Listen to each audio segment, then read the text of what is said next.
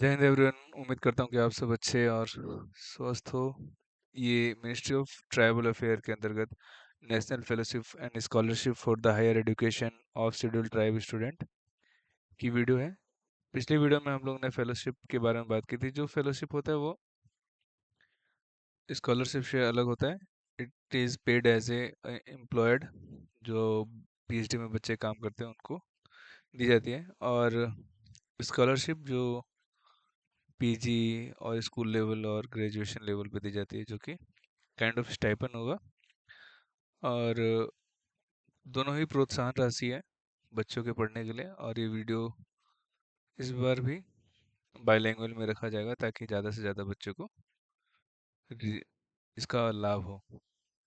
तो अब हम लोग जो पीजी में पढ़ रहे बच्चे हैं या जो ग्रेजुएशन लास्ट ईयर में है और पीजी में जाएंगे अब, उनके लिए ये वीडियो बहुत ज़्यादा इंपॉर्टेंट होने वाली है। तो बने रहिए अंत तक। तो पार्ट बी में है स्कॉलरशिप के बारे में क्या क्या डिस्कस करेंगे कि इस में पहली बात हम लोग डिस्कस करेंगे कि ये इसकी एलिजिबिलिटी क्या होगी, कौन कौन से इंस्टीट्यूट में इसको मिलेगा, है ना। इंस्टीट्यूट क्या क्या होगा। फिर हम लोग बात करेंगे हाउ टू अप्लाई।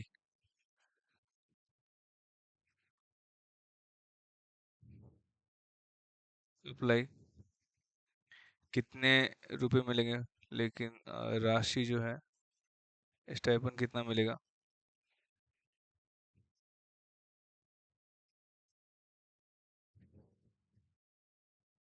तो ये सारी चीज़ें हम लोग इस पे बात करने वाले हैं।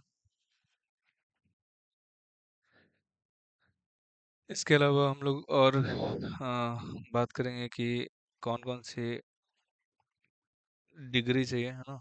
डिग्री या डॉक्यूमेंट्स जो चाहिए होंगे अप्लाई करने के लिए, वो हम लोग बात करेंगे। तो जल्दी शुरू करते हैं। इसका ऑब्जेक्टिव है कि जो एस टी स्टूडेंट्स हैं वो हायर एजुकेशन जो करना चाहते हैं, हाँ, courses at graduate and post graduate level in the premier institute defined by the ministry and professional field such as management, medicine में या इंजीनियरिंग या टेक्नोलॉजी में जो बच्चे पढ़ रहे हैं ना, उनको नेशनल स्कॉलरशिप मिलती है, दी जाएगी। नंबर ऑफ स्टूडेंट फिक्स नहीं है। जो भी बच्चे उस मेरिट मतलब इसकी क्राइटेरिया को फुलफिल करेंगे, they will be get that scholarship.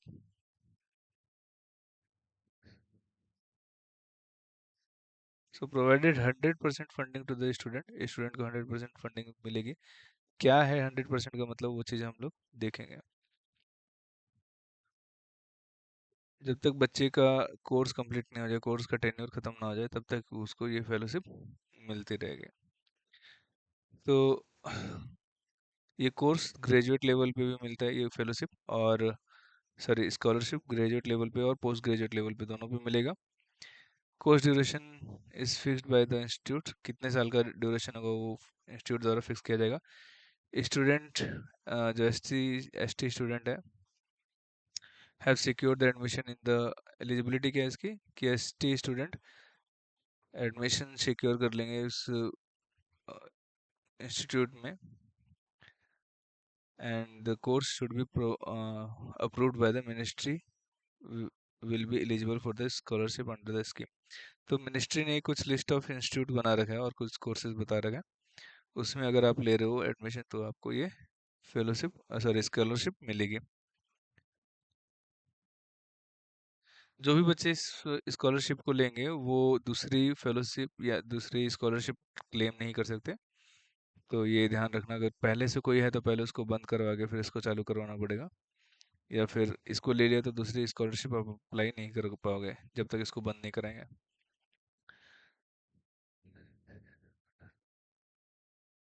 So duration of the course and will be very according to the course. हर कोर्स का एक ड्यूरेशन नहीं हो सकता, अलग अलग कोर्स का अलग अलग ड्यूरेशन हो सकता है। अगर स्कॉलरशिप अवार्ड किया जाएगा तो फिर आपके एंड टेन्योर मतलब इंस्टीट्यूट का जो कोर्स का टेन्योर है उसके एंड होने तक आपको मिलेगी।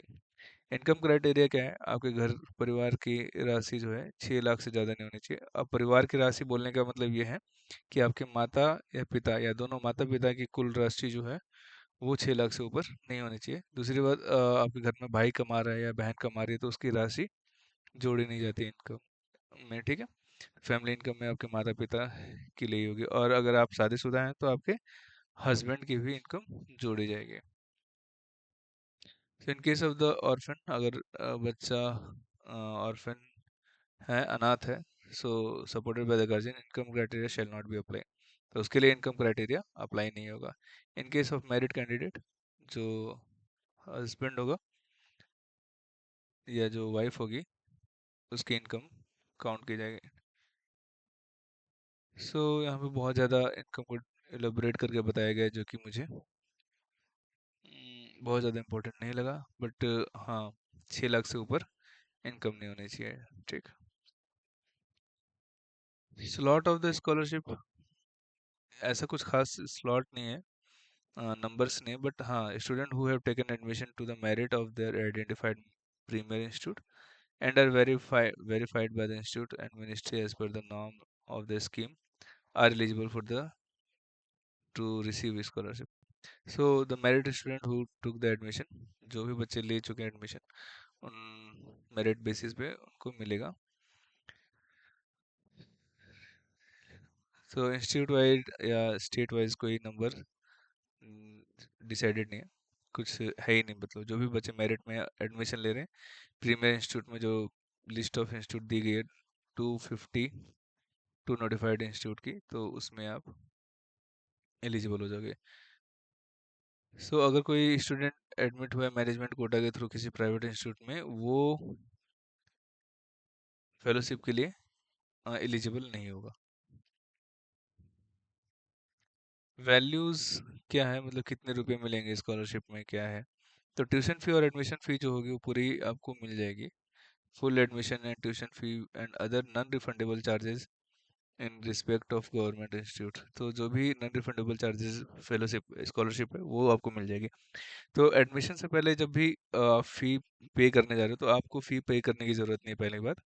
दूसरी बात, अगर इंस्टीट्यूट आपसे कह रहा है फी आप पे करो और आपने फी पे कर दी, तो आपका जो पैसा है वो रीइम्बर्स हो जाएगा, इंस्टीट्यूट को नहीं जाएगा। अगर आप फी पे नहीं कर रहे तो इंस्टीट्यूट को डायरेक्ट जाएगा ये पैसा, और आपने फी पे नहीं की है तो फिर इंस्टीट्यूट को जाएगा, और अगर आपने फी पे कर दी है तो आपको वो पैसा रीइम्बर्स हो जाएगा।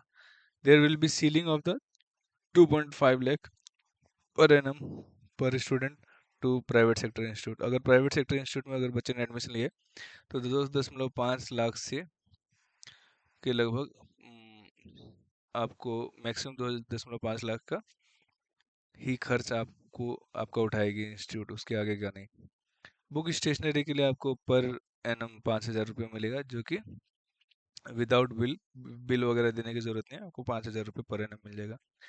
स्टाइपन आपको दे रहा है 3,000 रुपये पर मंथ, और कंप्यूटर एसेसरीज के लिए एक बार पूरे कोर्स में एक बार आपको 45,000 रुपये मिलेगा विदाउट बिल और वाउचर। उसके लिए कोई बिल और वाउचर देने की जरूरत नहीं। सिलेक्शन प्रोसेस से पहले एक चीज और डिस्कस करना चाहिए, वेरिफिकेशन।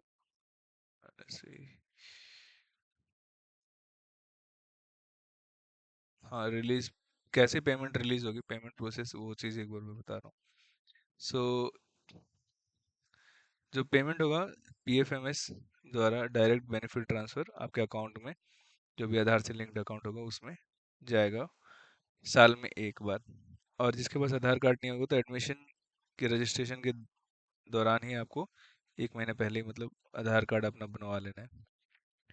सो पेमेंट प्रोसेस दो तरीके से, component one and component two, जो मैं समझाना चाह रहा था कि अगर आपने so component 1 consist of the computer accessories, book and stationery, stipend and non-refundable fee etc. will be directly transferred to the student bank account through the PFMS. Okay, लेकिन the tuition fee, scholarship amount payable toward the tuition fee and admission fee will be released to the institute by PFMS. तो जो component to है, जो admission fee और tuition fee है, वो institute को जाएगा। But if you already paid some amount, then that tuition fee and the admission fee, then it will be reimbursed to your account, to the student account. Okay, this is important for notice. So utilization certificate भी हम लोग अब बाद में बात करते हैं थोड़ा। ऑनलाइन एप्लीकेशन पोर्टल पे कैसे जाना है, तो आपको scholarship.government.in पे जाना है और वहाँ पे अपना रजिस्ट्रेशन करना है। रजिस्ट्रेशन करने के बाद से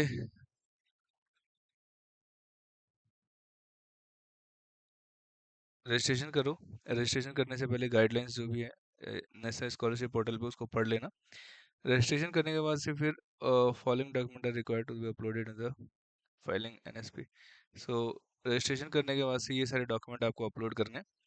एस टी कैटेगरी है तो एस टी, या फिर वल्नरेबल ट्राइबल ग्रुप है तो फिर उसमें उस कैटेगरी में आते हो तो उसका सर्टिफिकेट डालोगे। फ्रेश कैंडिडेट के लिए ये दोनों चाहिए, रिन्यूअल कैंडिडेट के लिए मतलब नहीं चाहिए। Caste certificate is required to be signed and stamped by the competent authority. तो नया कास्ट सर्टिफिकेट ही बनाना, पुराना ही मत रखना। इनकम सर्टिफिकेट तो ज़रूरी है कि नया बनाए फ्रेश कैंडिडेट के लिए।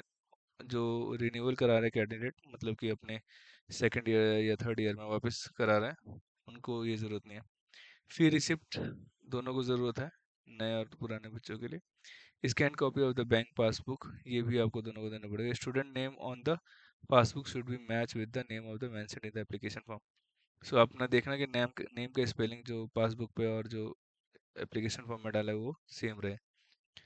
Marksheet, certificate of the qualifying examination, दोनों को देना है। कौन सा मार्कशीट, जिस जो प्रीवियस ईयर जो होगा ना, जैसे ट्वेल्थ पास आउट है उसका, या फिर ग्रेजुएशन के लिए अगर आप पीजी में एप्लीकेशन कर रहे हो। फॉर रिन्यूअल कैंडिडेट के लिए लास्ट जो पासिंग सेमेस्टर होगा उसका मार्कशीट देना है।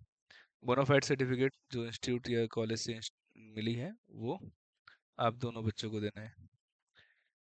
वेरिफिकेशन प्रोसेस जो होगा वो नोडल ऑफिसर द्वारा होगा। जब आप रजिस्टर करोगे तो आपके इंस्टीट्यूट में जहाँ एडमिशन हो रहा है या ज्वाइनिंग लेटर जहाँ से आपको मिला है, उस इंस्टीट्यूट में ये नोडल ऑफिसर इसको वेरीफाई करेगा। फिजिकली डॉक्यूमेंट्स को भी वेरीफाई किया जाएगा। उसके बाद वो वहाँ से कंफर्म करेगा वेरिफिकेशन के बाद से। अगर उसमें कोई त्रुटि होगी तो मिनिस्ट्री द्वारा उस को देखा जाएगा, और मिनिस्ट्री जिस भी डॉक्यूमेंट में त्रुटि होगी, they will send in the application form, और एप्लीकेशन फॉर्म में वो दिखाएंगे और इंस्टीट्यूट के थ्रू फिर उसको करेक्ट करके इंस्टीट्यूट के थ्रू वहाँ पे आपको वो डॉक्यूमेंट अपलोड करना पड़ेगा।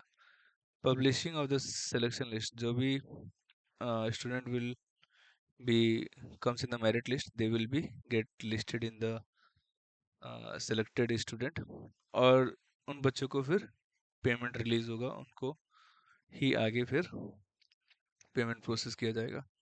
सो ये दोनों कंपोनेंट हम लोग ने देख लिया था। Updation of the expenditure of the PFMS, so कोई भी अगर एक्सपेंडिचर अपडेट हो रहा है या फिर कोई पैसा यूज नहीं हुआ तो उसका जो ई ई टी 02 रिपोर्ट जो है वो आपके इंस्टीट्यूट पीएफएमएस को अप्लाई करेगी। उसके बाद से फिर नया पैसा आपको वापस रिलीज होगा। अगर आपको कोई शिकायत या कुछ होगी तो आप travel.nic.grievance पे जाके आप दे सकते हो। और कुछ पूछना होगा आपको तो आप डायरेक्टली हमारे ग्रुप पे ज्वाइन कर सकते हो, जो डिस्क्रिप्शन बॉक्स में लिंक दिया गया है, या फिर आप कमेंट करके पूछ सकते हो। So hope so you find it very useful. If you there is any doubt you can ask me directly. This PDF will be available in the uh, description box. Please you can go and find the list of the institute. So ये description box में इसका link दिया गया है PDF का। आप उसमें जाके देख सकते हो कौन कौन से इंस्टीट्यूट हैं, कौन कौन से कोर्सेज हैं ना, यहाँ पे आप देख सकते हो सारा। सारा तो मैं दिखा दे रहा हूँ, आप पॉज करके देख लेना, या फिर आप पीडीएफ डाउनलोड करके देख लेना। जहाँ पे भी आप एडमिशन ले रहे हो वो इंस्टीट्यूट इसमें मेंशन है या नहीं, या वो कॉलेज इसमें मेंशन है कि नहीं।